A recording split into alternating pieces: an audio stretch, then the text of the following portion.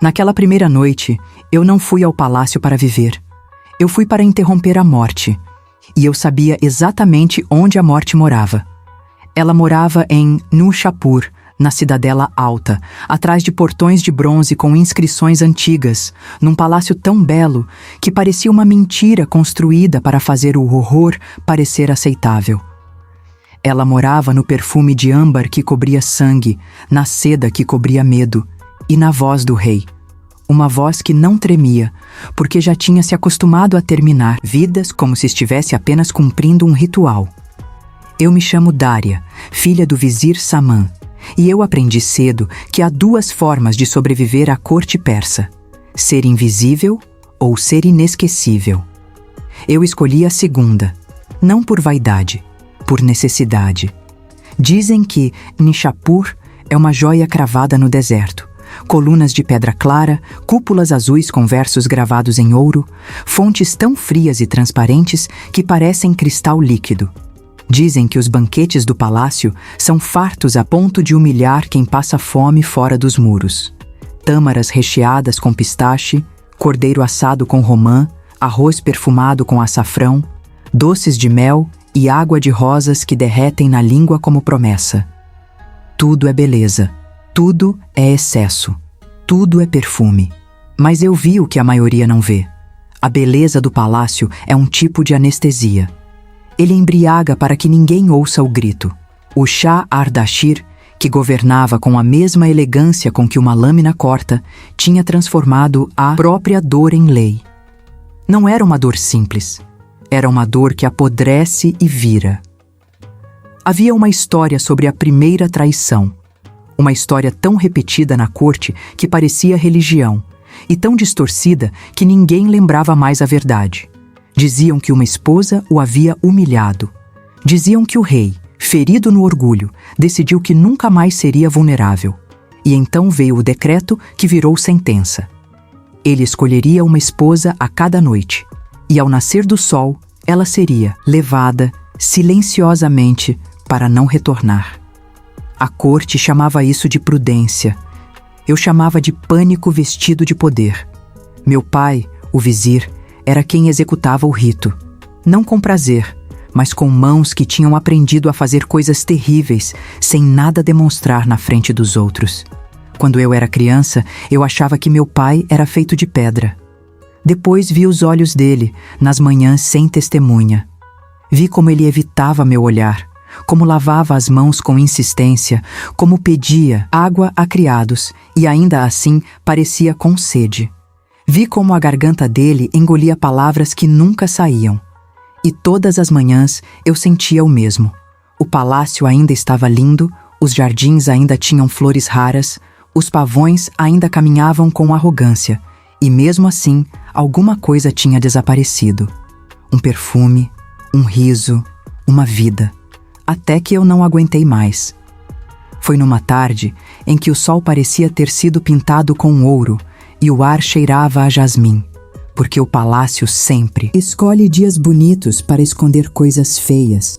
Eu encontrei meu pai no pátio dos escribas, onde colunas altas faziam sombra e mosaicos azuis desenhavam labirintos no chão. Ele estava cercado por pergaminhos lacrados, selos, registros de tributos, reclamações de províncias.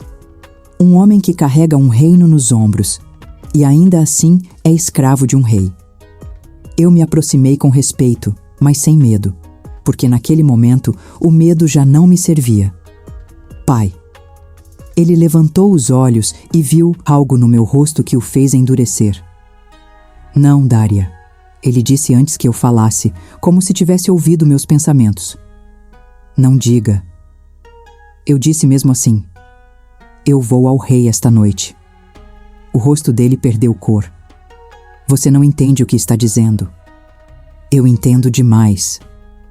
Ele se levantou tão rápido que derrubou um pote de tinta.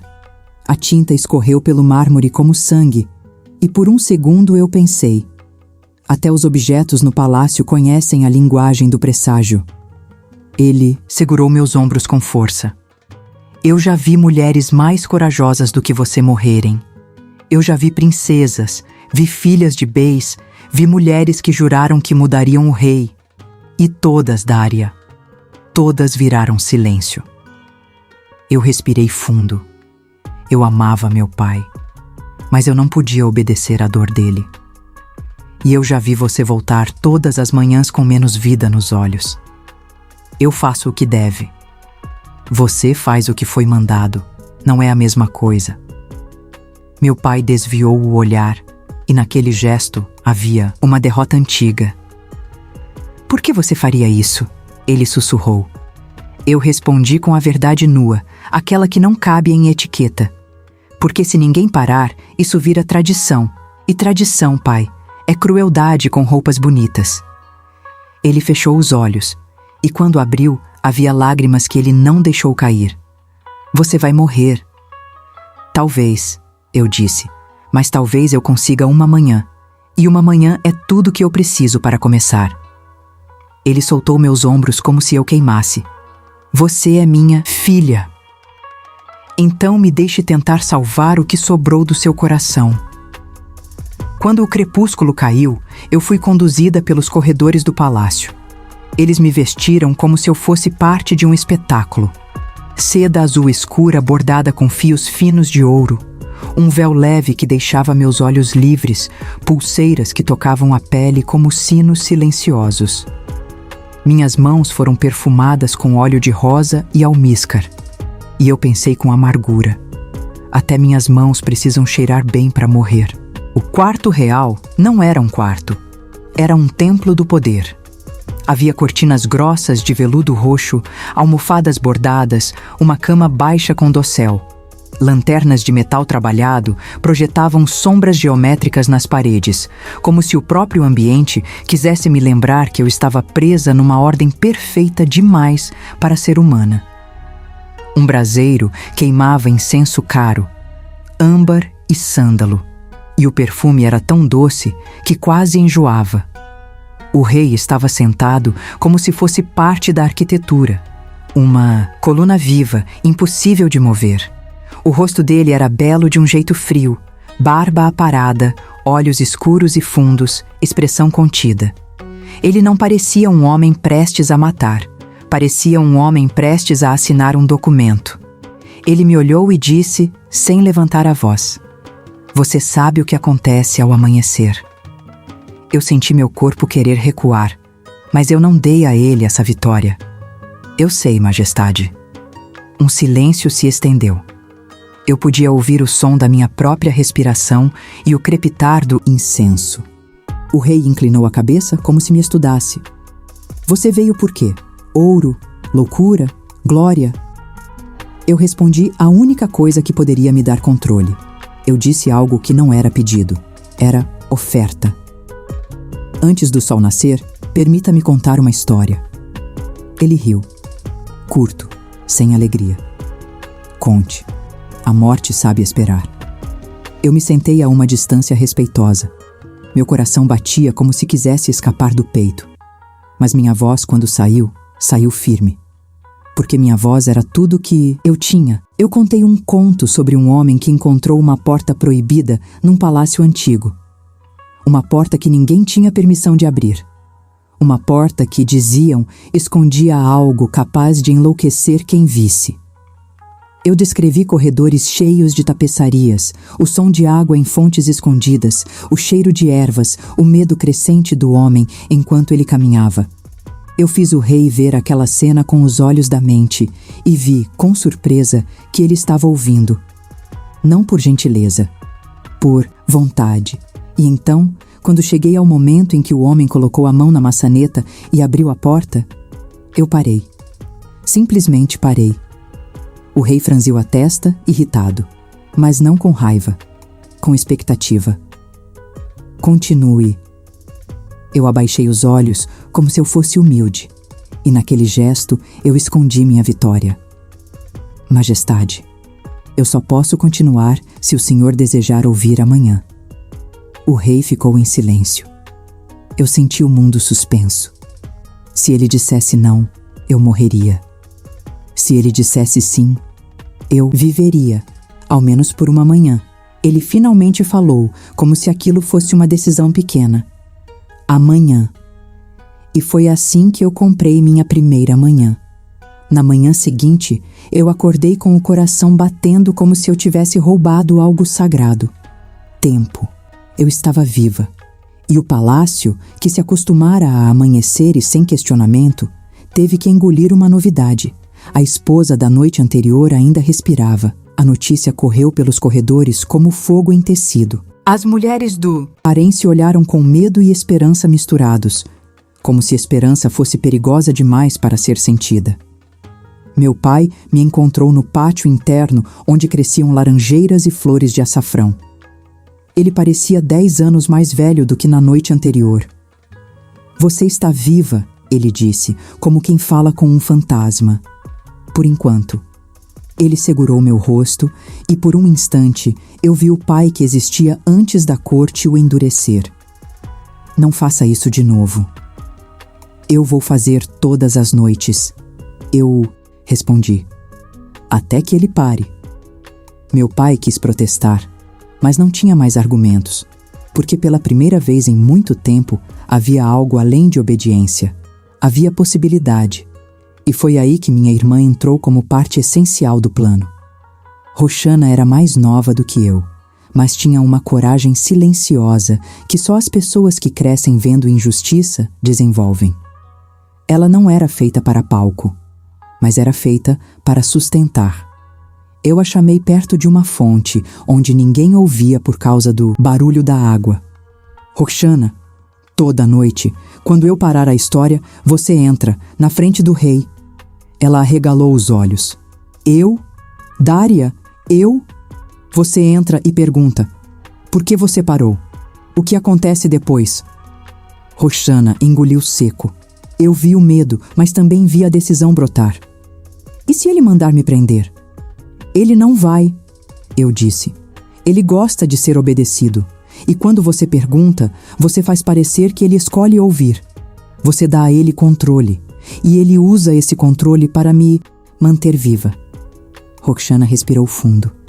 Eu vou. Eu segurei a mão dela.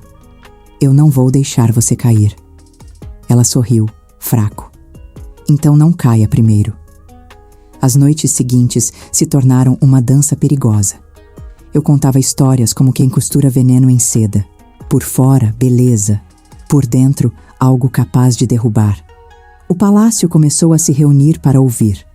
Primeiro foram servos escondidos atrás de colunas. Depois, eunucos que fingiam não escutar. Depois, esposas secundárias que apareciam com desculpas. Depois, nobres que diziam que estavam ali por curiosidade. Mas curiosidade na corte é fome. Eu aprendi a controlar o ritmo do rei. Quando ele ficava impaciente, eu entregava emoção. Quando ele ficava frio, eu entregava mistério.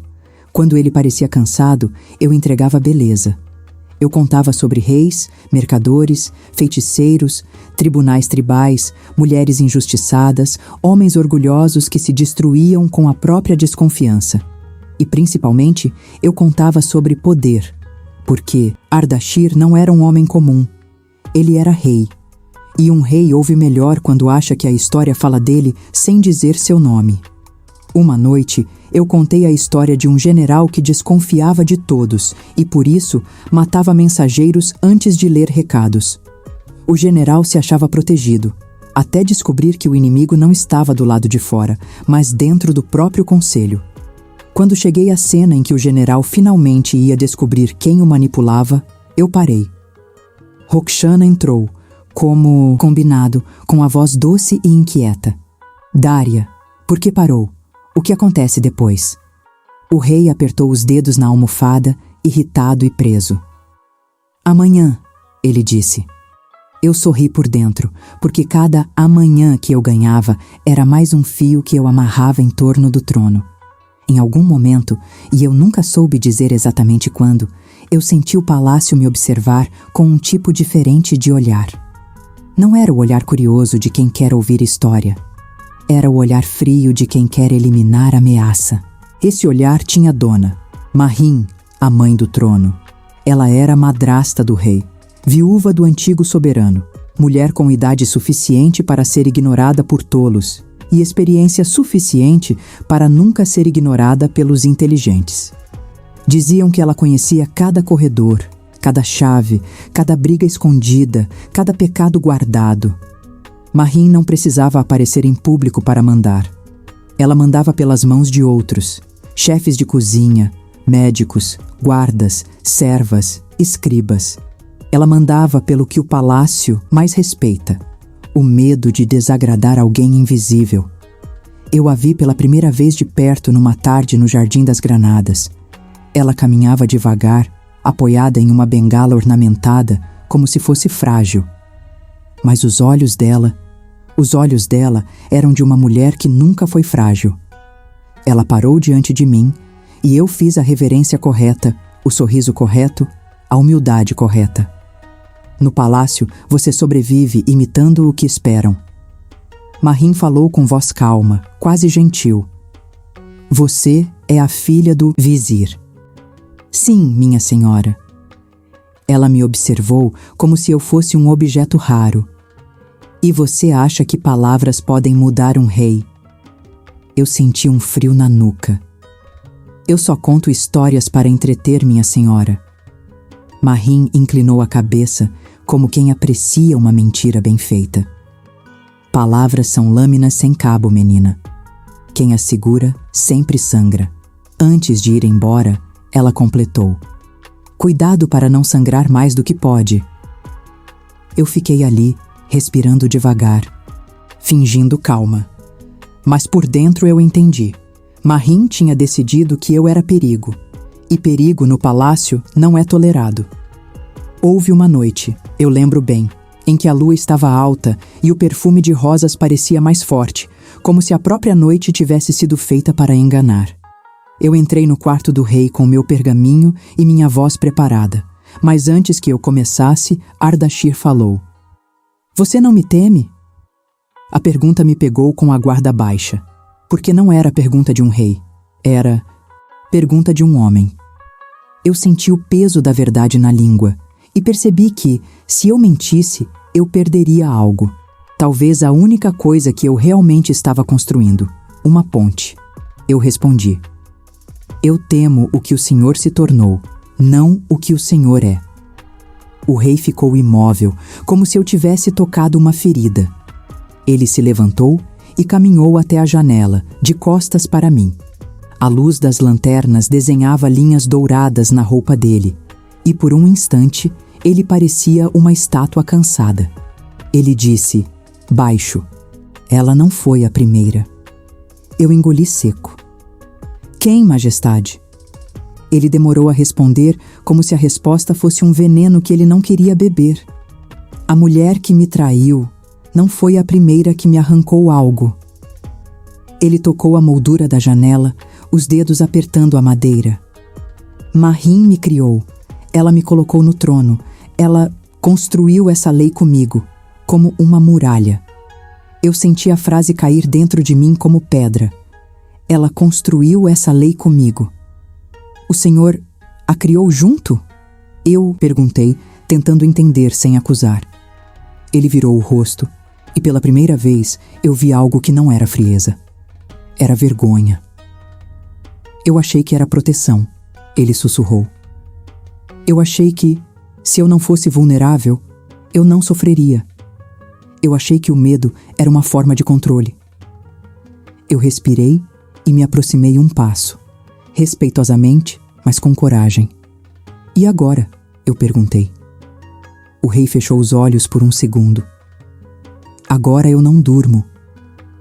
A frase me atravessou, não por pena simples, mas por compreensão do que Marim tinha feito. Ela tinha transformado um rei em máquina de medo. E naquele instante eu entendi. Ardashir não era apenas carrasco.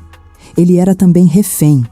Mas eu sabia também, refém ou não, ele tinha sangue nas mãos. E libertar um refém não apaga o que ele fez. Meu trabalho não era absolver o rei, era impedir que ele continuasse. Eu entrei naquela história por estratégia, mas estratégia não controla o coração. Eu comecei a perceber o silêncio entre nós. Aquele silêncio que não era ameaça, mas algo mais perigoso, intimidade. Houve uma noite em que eu entreguei uma taça de água perfumada e meus dedos tocaram a mão dele sem querer. Eu instintivamente recuei, porque toque é convite, mas Ardashir não puxou a mão, não segurou. Apenas deixou ali, como quem esquece uma arma no chão para ver se alguém confia. Eu senti algo que me assustou. Ternura. Ternura por um homem que nunca foi amado sem condição. Ternura por um rei que tinha sido construído, por alguém que se alimentava do medo dele. E eu odiei sentir isso, porque ternura, no palácio, é fraqueza. Mas também percebi. Talvez aquela fosse a única forma de mudar algo. Não pela guerra, mas por lembrar um homem de que ele ainda é homem. Mahim percebeu a mudança no rei antes mesmo de eu ter certeza dela. Mulheres como Mahim sentem o cheiro do risco. Na noite do grande banquete, quando o palácio parecia mais opulento do que nunca, mesas longas com prata trabalhada, jarros de vinho, frutas e doces empilhados como montanhas, músicos tocando para abafar conversas perigosas, Mahim entrou no salão como se fosse dona dele. Ela se aproximou do trono e disse em voz audível: "Basta de histórias. A lei existe para ser cumprida." O salão ficou quieto. Até os músicos diminuíram o ritmo, como se as notas tivessem medo. Ardashir hesitou, e a hesitação dele foi o meu sinal. Se eu não agisse agora, eu morreria ao amanhecer. E pior, eu morreria sabendo que o rito continuaria. Eu senti a garganta secar. Roxana, ao lado, segurou meu braço com dedos trêmulos, como se quisesse me impedir de cair. Eu olhei para o rei e fiz o que ninguém esperava. Eu não continuei a história que eu vinha contando. Eu comecei outra. Uma história curta, direta, sem véu. Majestade, eu disse, e minha voz ecoou pelo salão. Vou contar uma história verdadeira. Mahim sorriu, como quem ouve uma criança brincando com fogo. Conte então, ela disse, e morra ao amanhecer. Eu respirei. A história de um rei que pensa que escolhe, mas é escolhido. A história de um homem que acredita punir, mas é conduzido pela mão que coloca veneno em sua taça. O sorriso de Mahim endureceu. Acuse-me, menina, ela disse, dando um passo à frente. Se tiver coragem. Eu a encarei. Eu não acuso, eu respondi. Eu conto, e quem ouve decide. Roxana entrou, como combinado, mas dessa vez não perguntou o que acontece depois. Ela trouxe um cofre. As mãos dela tremiam, mas os olhos não. Ela abriu o cofre com um clique, que pareceu mais alto do que deveria. Dentro havia pergaminhos lacrados com selos antigos, registros de pagamentos, cartas copiadas, assinaturas. Provas que eu vinha juntando em silêncio, noite após noite, usando o vício da corte em histórias para conseguir acesso a pessoas que sabiam demais. Um escriba cansado de mentir. E um guarda que devia favores ao meu pai. Uma serva que tinha ouvido sussurros na cozinha. Um médico que não aguentava mais lavar as mãos. Eu peguei o primeiro pergaminho e li em voz alta. A corte prendeu a respiração. Porque no palácio, o que está escrito tem mais força do que o que é dito. Os documentos mostravam pagamentos para homens que espalharam rumores, subornos para testemunhas, ordens para vigiar mulheres escolhidas e a peça central. Uma confissão assinada por um médico do palácio. O médico afirmava que Mahim vinha dosando o rei com substâncias que alimentavam paranoia, insônia e desconfiança. O ódio dele não era só sofrimento, era induzido. Eu vi Ardashir empalidecer. Não como um homem fraco, mas como um homem que, finalmente, enxerga o chão que pisa. Mahim tentou avançar, a voz agora mais dura. Mentiras, papéis podem ser forjados. Eu levantei outro registro, um selo antigo, e disse: então explique por que seu selo aparece em todas as ordens que ninguém assinou. A corte se mexeu. Sussurros nasceram como cobras. Mahim olhou para Ardashir e falou como quem tenta recuperar o controle pela culpa. Sem mim, você cai. E então, o rei disse a frase que eu jamais imaginei ouvir. Sem você, eu talvez exista. o salão explodiu em murmúrios.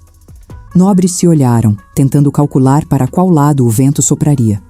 Alguns fingiram indignação, outros fingiram surpresa. Muitos fingiram nada, porque fingir no palácio é sobreviver. Ardashir ergueu a mão e o silêncio voltou. Mahrim, ele disse, e a voz dele não era mais a voz do homem que executa por hábito. Era a voz de um homem que escolhe. Você será guardada e julgada. Mahrim sorriu com desprezo. Você não tem coragem. Ele a encarou. Eu não tinha, agora eu tenho. Guardas se aproximaram. Mahrim tentou resistir, mas resistir não adianta quando o medo muda de dono. E quando a noite terminou, eu não fui levada. Eu não ouvi passos vindo para me buscar. No amanhecer, o rei me chamou ao grande salão. A corte inteira estava reunida. Meu pai estava lá, pálido, como se temesse que eu evaporasse. Ardashir declarou diante de todos: o rito termina hoje, não por amor a Daria, mas porque eu fui enganado, e porque um rei que mata inocentes para anestesiar a própria dor não é rei. Eu vi alguns nobres se irritarem, vi outros respirarem aliviados, vi principalmente o palácio se reorganizar em tempo real, todos procurando a nova regra, porque o palácio não é moral, ele é adaptável. Mahrim foi julgada. Não foi um julgamento limpo. Palácios não fazem limpo. Foi um julgamento político, com provas, testemunhas, negociações, ameaças veladas. Mahrim tentou se defender, dizendo que salvou o reino do caos, que controlou o rei pelo bem maior, que a crueldade era necessária para manter a estabilidade. Eu observei tudo com a frieza que aprendi naqueles corredores. Quem se justifica com bem maior, normalmente está escondendo interesse pessoal. As provas eram muitas. Mahrim caiu. E mesmo assim, eu não senti alegria. Eu senti algo mais pesado, responsabilidade. Porque a queda de Mahrim não apagava os rostos das mulheres que morreram.